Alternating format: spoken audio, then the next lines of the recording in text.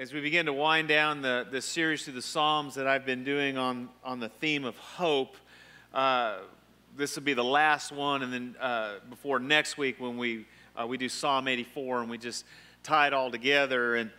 And I want to begin by telling you a story that I read recently by a guy by the name of Howard Hardin.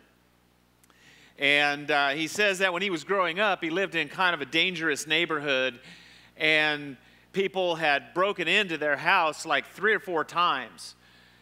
And his dad began to kind of just freak out about this, and he just couldn't deal with it. And he said that his dad just kind of went off the deep end, and he went and he got this huge iron fence. And he put this fence up all the way around the yard, and it had these spikes on top, and he filed the spikes so that they would be sharp, and he put a big iron gate right in the middle of the fence, and the only way that you can get in was with a key.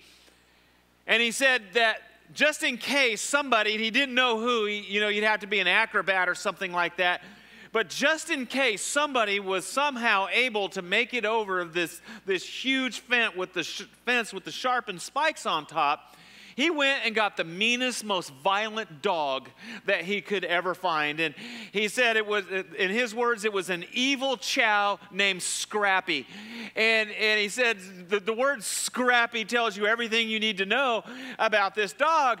And he said, just in case a burglar was somehow able to scale the fence with the sharpened spikes and get past Scrappy, he had to attach bars to all of the windows.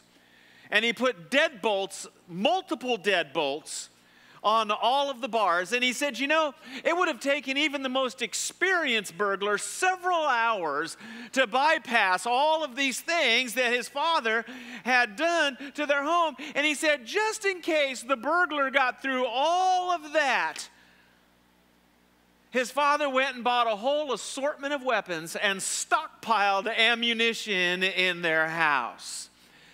And, we hear stories like that, and we hear, about what Howard's father did and how he reacted to all of that. And I think that we get it.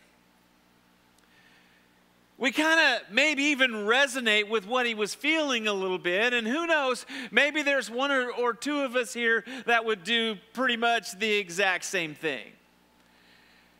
And the reason that we do stuff like that is because security is one of the most basic and primal needs that we have as human beings.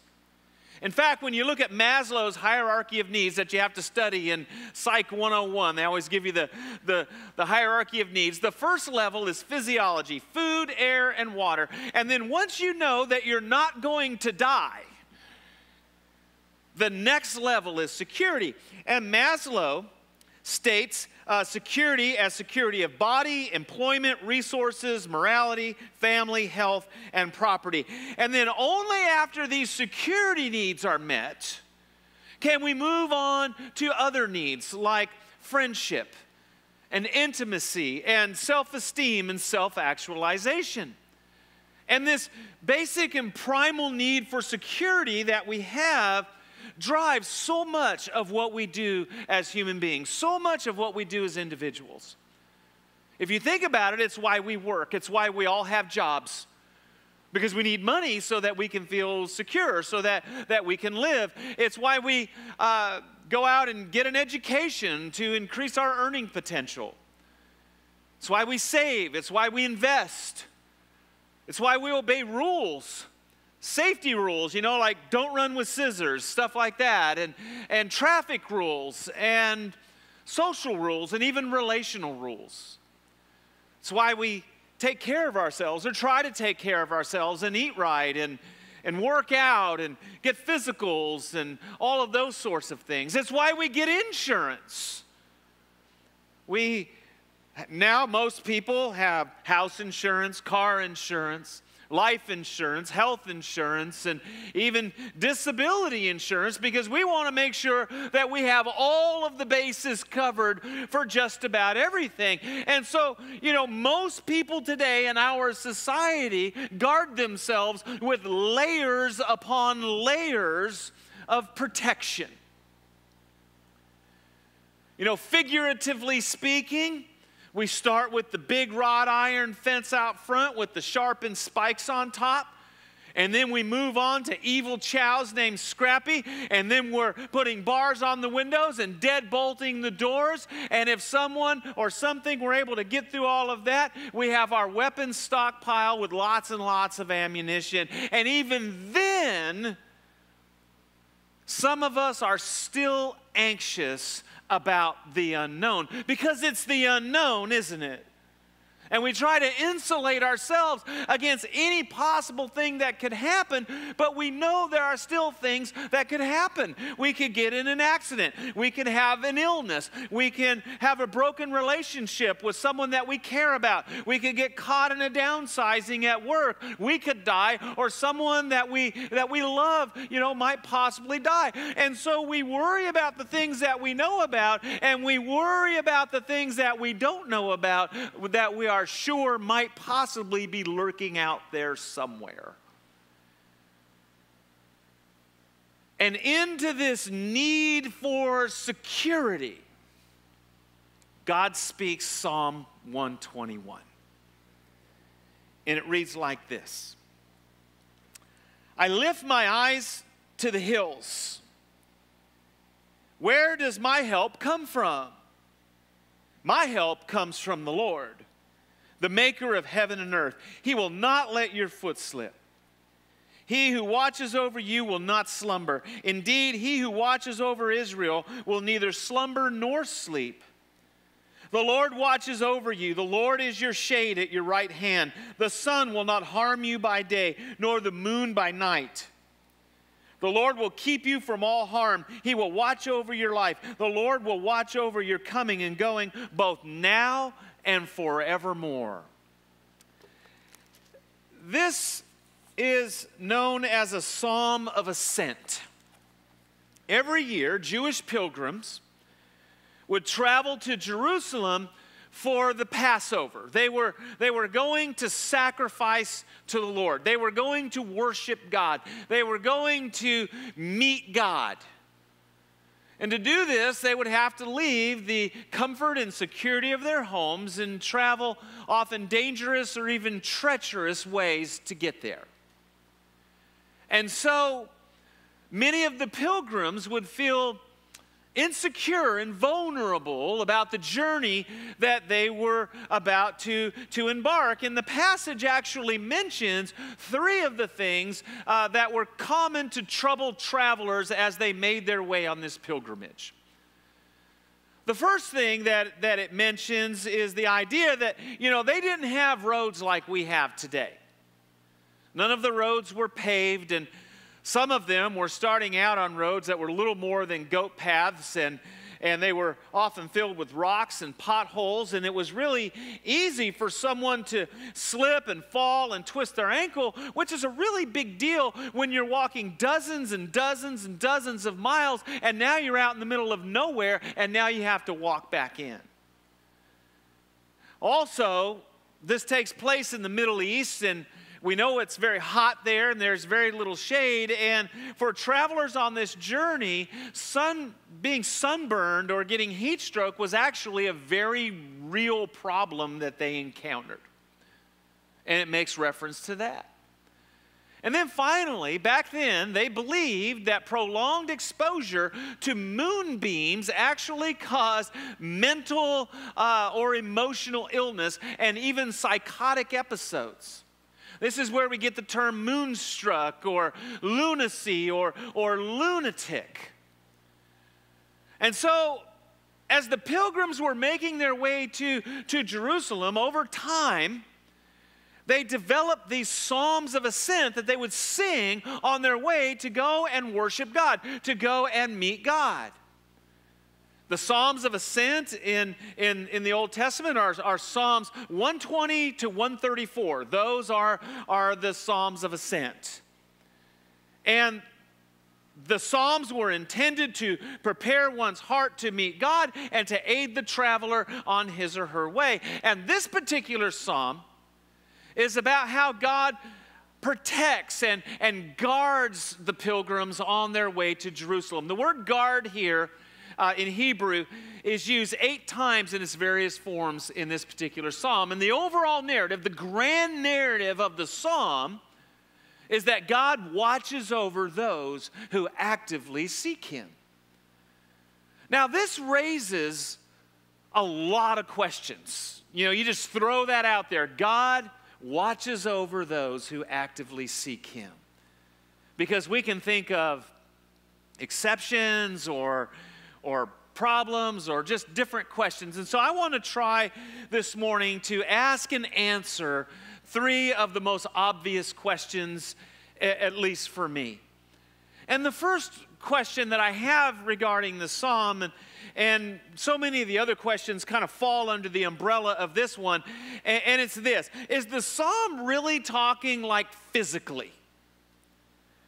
God is just going to hook you up. He's going to take care of you, and nothing bad is going to happen to you or ever going to happen to you. Because this is what we want it to say, and this is what we don't want it to say, each for various reasons. The truth is, this is what we want the psalm to say, because we want to think that once you become a Christian, that you won't have any problems. I'm talking about us today. But even back then, they wanted to think that maybe perhaps the faithful didn't have any problems. They, nothing bad happens to them. They don't get sick. Their children, don't get hit by ox carts and die. They don't lose their jobs. Everything's always good for those who are faithful to God. Eugene Peterson, in his commentary on this psalm, he writes, "The moment we say no to the world and yes to God, all our problems are solved, all our questions answered, all our troubles over. Nothing can disturb the tranquility of the soul at peace with God. Nothing can interfere with the blessed assurance that all is well between me and my Savior. Nothing and no one can upset the enjoyable relationship which has been established by faith in Jesus Christ. We Christians are among the privileged company of persons who don't have accidents, who don't have arguments with our spouses, who aren't misunderstood by our peers, whose children do not disobey us. If any of those things should happen, a crushing doubt, a squall of anger, a desperate loneliness, an accident that puts us in the hospital, an argument that puts us in the doghouse, a rebellion that puts us on the defensive, a misunderstanding that puts us in the wrong, it's a sign that something is wrong with our relationship with God. We have consciously or unconsciously retracted our yes to God, and God, impatient with our fickle faith, has gone off to take care of someone else more deserving of our attention. If this is what you believe, if it is, then I have some incredibly good news for you. You are wrong. This is what I mean when I say that this is what we want the psalm to say, and this is what we don't want the psalm to say. This is what we want the psalm to say because, again, we want to think that that Christianity is like this magic pill. You become a Christian, you pop the pill, and then everything's great. But we all know that's not how it works. Those of us who are here and have become Christians understand that we have problems and difficulties just like everybody else that's out there. And so if everything's not going great and we have all these problems, then it must mean that something's wrong with our relationship with God. And we know it's not God's problem, so that must be our problem, and then something's wrong with us. And so we're very relieved to hear that that's not necessarily what this psalm is promising. It's so easy to read the psalm and conclude, well, what the psalmist is saying is that the faithful never sprain their ankle, they never get sunburned, they never, get depressed or anything like that. And if they do, it's because they've broken faith with God. And I think that's a very sincere but misguided idea. Because the truth is that some pilgrims, sometimes on their way to Jerusalem, still stub their toe. And sometimes, I'm sure, some of the pilgrims still got sunburned. And some of them still got depressed or weary or tired along the way. Some of them may even have been attacked by animals or robbed by bandits or experienced any number of calamities that you can face out in the wilderness as you're traveling back in that day and time. And so this kind of takes us to another question. It's not the second big question that's up there. We're just kind of dealing with questions here today. Well, if the psalm isn't exactly talking about, physical protection or that God's going to protect us from everything all the time, then what exactly is going on in the psalm? And I think to understand that it's very important for us to dig deeper into the psalm and kind of probe into exactly what it's talking about. And the first thing that I think it's important for us to notice in the psalm is that the psalmist, in this case, is actively looking for help. Because he's looking to the hills for help. You don't look to the hills for help when everything's going good. You look to the hills for help when everything's going wrong. When something really bad is going down and something's happening, and now you're looking around and saying, man, where's my help going to come from? And that's really the big question of the psalm is where is your help coming from when stuff happens? When you experience those hardships in life, when you experience trouble, where is your help going to come from? Where is your real security? Is it in insurance and iron fences and dogs named Scrappy? Where is our help going to come from? And then he goes into this whole thing about the hills. And that's really a very interesting phrase that we might not really understand until we look into the history and the context of the psalm, and there's something very interesting about that. You see, Jerusalem was a mountain city. It's 2,500 feet above sea level, and it's surrounded by 7 mountains. And so, travelers into Jerusalem were constantly surrounded by mountains and hills. And however, it is in the mountains and hills where the pagan idols and shrines and religions were. One scholar writes, during the time of this psalm was written and sung, Palestine was overrun with popular pagan worship. Much of this religion was practiced on hilltops.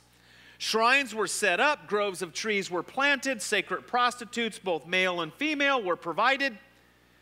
Persons were lured to the shrines to engage in acts of worship that would enhance the fertility of the land, would make you feel good, would protect you from evil. There were nostrums, protections, spells, and enchantments against all the perils on the road. Do you fear the sun's heat? Go to the sun priest and pay for protection against the sun god. Are you fearful of the malign influence of moonlight? Go to the moon priestess and buy an amulet. Are you haunted by the demons that can use any pebble under your foot to trip you up? Go to the shrine and learn the magic formula to ward off the mischief. And so the psalmist is asking the question, who are you going to trust to get you where it is that you are going? And remember, they're going to meet God. They're going to spend time with God. They're going to worship God. And so he's asking, on your way to worship God, who are you going to trust to get there? When stuff starts to happen, to whom are you going to cry out for help? Are you going to look to Baal and Asherah and the sun god? Or are you going to look to the Lord God? The sovereign creator of heaven and earth, the ever-present, ever-vigilant, all-knowing, all-powerful God.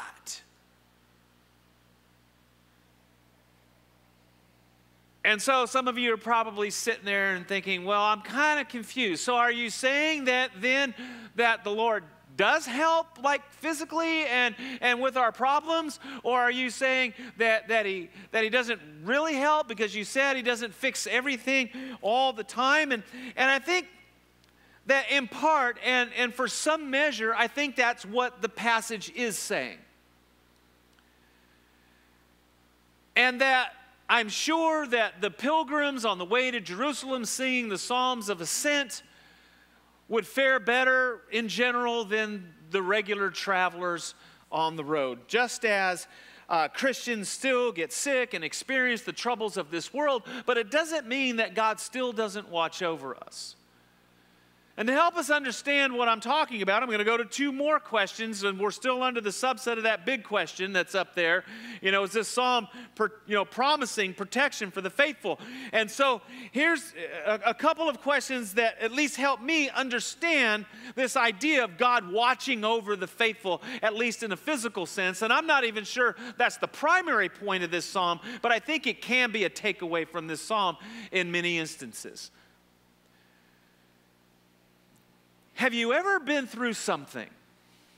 Have you ever experienced something, come out on the other side of something where you just knew that God was watching over you? That you knew someone was watching over you and you were convinced beyond a shadow of a doubt that it was the Lord. I asked this question in our Sunday school class probably a year ago now. And people started telling stories. And they were absolutely inspirational. The kind of stories that when people tell them, the hair in your arm starts to stand up and you get goosebumps.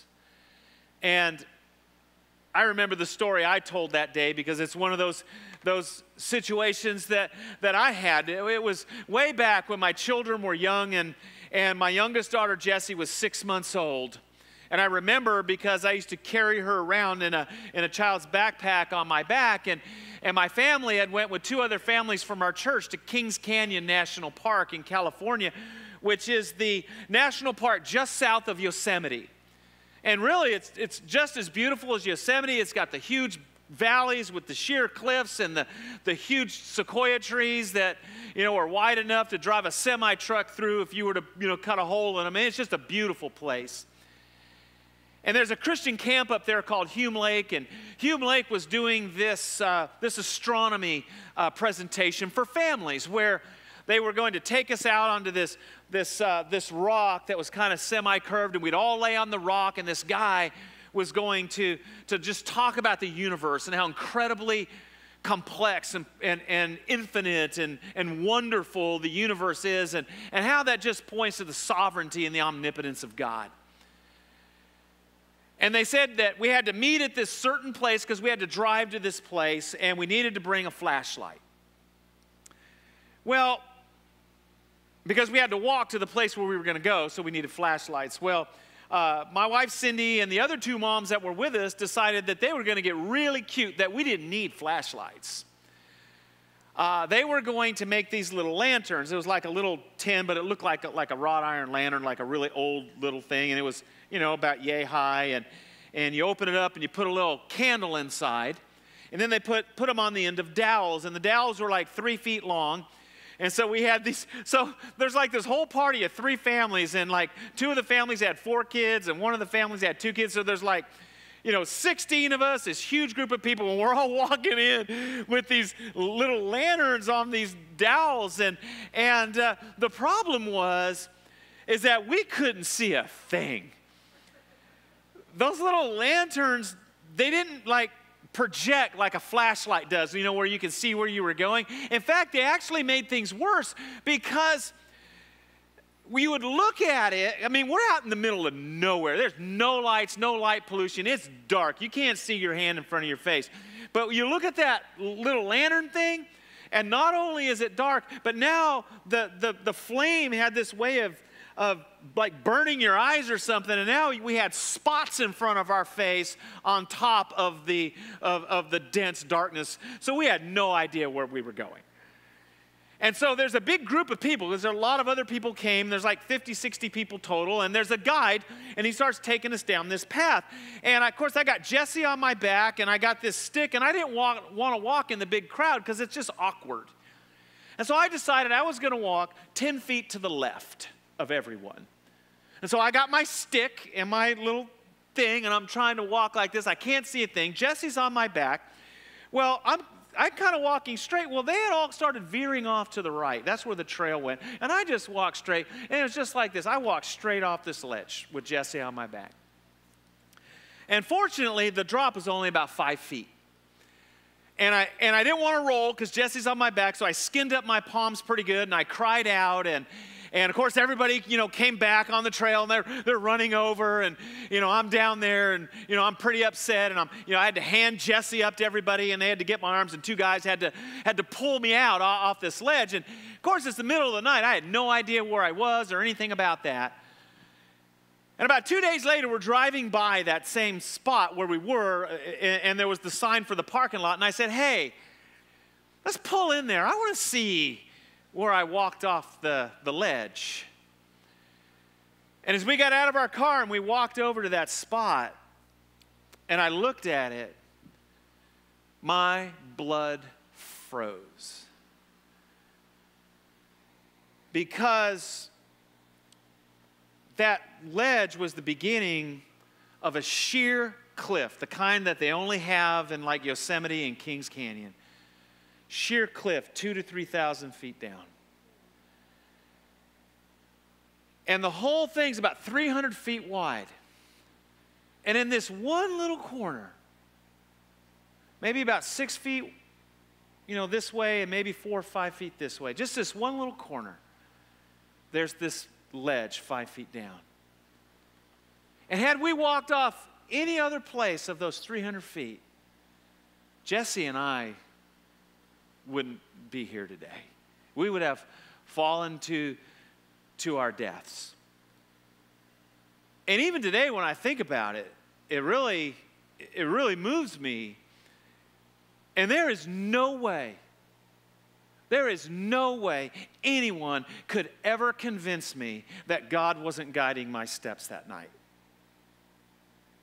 There is no way that anyone could convince me that God, wasn't watching over me and somehow protected me and guarded me from myself and my own stupidity and everything that led to me walking off of that cliff, because in all reality, I should have. In fact, I am not even beyond thinking that somewhere in time past, God created that little ledge just for Jesse and I, just in that one spot.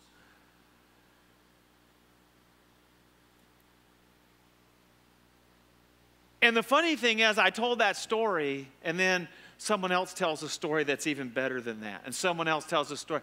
And we're just sitting around going, man, isn't God amazing? Isn't God incredible how He watches over us and how He protects us? And we know He doesn't protect us from everything. It doesn't mean that we're not going to have any problems, but we can look back on our lives and we can see the obvious hand of God just covering us and protecting us and watching over us. Second question that I think helps us understand this idea of God watching over us is, what would happen if God suddenly removed His protective hand from your life? I'm not sure any of us know the answer to that question, and I'm not sure any of us would like the answer to that question. And so, no, God does not always protect us from everything. And who knows what His rationale and His reasons and all of those things, but we know that He does watch over us. We know that He does protect us. And for that we should be grateful. And for that, we should be thankful. And I believe that there's a measure of this idea and a measure of this sentiment in this psalm, or it wouldn't be talking about the twisting your ankles and the sunstroke and the moonbeams and all that other stuff. Which leads to the second question, Well, if the thrust of the psalm isn't primarily about the physical things and solving all of our problems, well then, what is the psalmist getting at? What exactly is the psalm talking about? Well, the way the Hebrews would have understood this psalm, and I think the way Christians historically have understood this psalm, is not that a Christian will never stub their toe or get a sunburn or anything like that. It is that evil will not overcome us on our way to meet God. That nothing will be able to separate us from God's purpose in our lives. That as we seek God, as our souls, as our hearts, as our lives are seeking God and pursuing Him and wanting to meet Him and know Him, even His eternal kingdom, that He is watching over us and guarding us. The Bible at no time even gives the faintest hint that the faithful will be exempt from all the difficulties of life. What it promises is that God will carry us through and that evil will not overcome us. The sixth request in the Lord's Prayer is deliver us from evil. Romans 8:35, who shall separate us from the love of Christ? Shall trouble or hardship or persecution or famine or nakedness or danger or sword? 1 Corinthians 10:13, no temptation has seized you except what is common to man, and God is faithful. He will not let you be tempted beyond what you can bear, but when you are tempted, He will provide a way out so that you can stand up under it. And this is the idea of Psalm 21. It echoes these ideas, this grand narrative of Scripture, that He is with us and He will carry us through and He will not allow the evil to overcome us. Unlike, there's a contrast here, unlike the idols and the false religions and the false gods that you find up in the hills.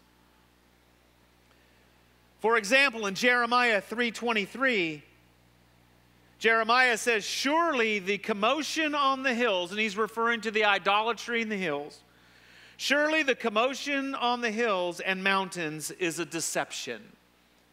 In contrast to the Lord, again, the sovereign creator of heaven and earth, the ever-present, ever-vigilant, all-knowing, all-powerful God. Again, in contrast to like Baal, for example, who was known to become so drunk on his excess that he would fall into a deep slumber or stupor, and his priest could not wake him up. This idea is referred to in 1 Kings 18:27. At noon, Elijah began to taunt them. Shout louder, he said. Surely he is a god. Perhaps he is in deep thought, or busy, or traveling, or maybe he is asleep and must be wakened. And some say, you're making too much of this. You preachers, you're always spiritualizing everything. This psalm is just about the people in that day who were going to Jerusalem to make their sacrifices and nothing else. Well, you might have a stronger case for that idea if it were not for verses 7 and 8. They give us a clue to the larger spiritual application and really where the psalm is going, because this is the crescendo. This is where the psalmist is trying to take us and what he is trying to help us understand. And I think it is here where the translation that I used up on the board and the translation many of us use do us a disservice. The translation, the NIV, states that He will watch over your life. But the word here that is translated as life, the exact same word in the Hebrew, is translated hundreds of other times in the Old Testament as the word soul. And we see this in other translations, like the King James Version says, the Lord shall preserve thee from all evil. He shall preserve thy soul. The NASB says, the Lord will protect you from all evil. He will keep your soul. A literal Hebrew translation is He will guard your soul. This is a very different tone than He will simply watch over your life. Because when we hear that, it's, God's going to protect our investments and make sure we never get sick and have any car accidents or anything like that. But it's a very different thing to say that He is watching over your soul. The Almighty Creator God, Sovereign God of heaven and earth, cares enough about His children to watch and protect and to guide their souls. We also see this broader application in verse 8, where we see the Lord does this now and forevermore. And the now is almost like a continuous now, like in the times that we're in now. And then forevermore, which of course speaks of eternity future. And so the pilgrims that are singing this psalm of ascent, as they make their way to Jerusalem to meet God, they understand very well that what they're singing and what they're doing, even their pilgrimage to Jerusalem, is a picture of a much larger relationship and a much larger dynamic and a much larger reality. Going to sacrifice in Jerusalem isn't the goal. The goal is that eternal relationship with God. It's a picture of what God is doing in our lives and doing in our hearts and doing in our souls. And it's this idea that God watches over so much more. You see, the reason the passage or the psalm doesn't focus necessarily on the physical, and it doesn't end with the physical and conclude with the physical, is because the physical isn't necessarily what's the most important. The most important thing is that we have a place in God's kingdom forevermore, and that's the promise that He's making here. The Lord will guard your soul. Eugene Peterson again writes, the Christian life is going to God. That's the basic movement, the basic direction of our lives. The Christian life is going to God. In going to God, Christians travel the same ground that everyone else walks on, breathe the same air, drink the same water, shop in the same stores, read the same newspapers, are citizens under the same governments, pay the same prices for groceries and gasoline, fear the same dangers, are subject to the same pressures, get the same distresses, are buried in the same ground. The difference is that each step we walk, each breath we breathe, we know we are preserved by God. We know we are accompanied by God. We know we are ruled by God, and therefore, no matter what doubts we endure or what accidents we experience, the Lord will preserve us from evil, and He will keep our life.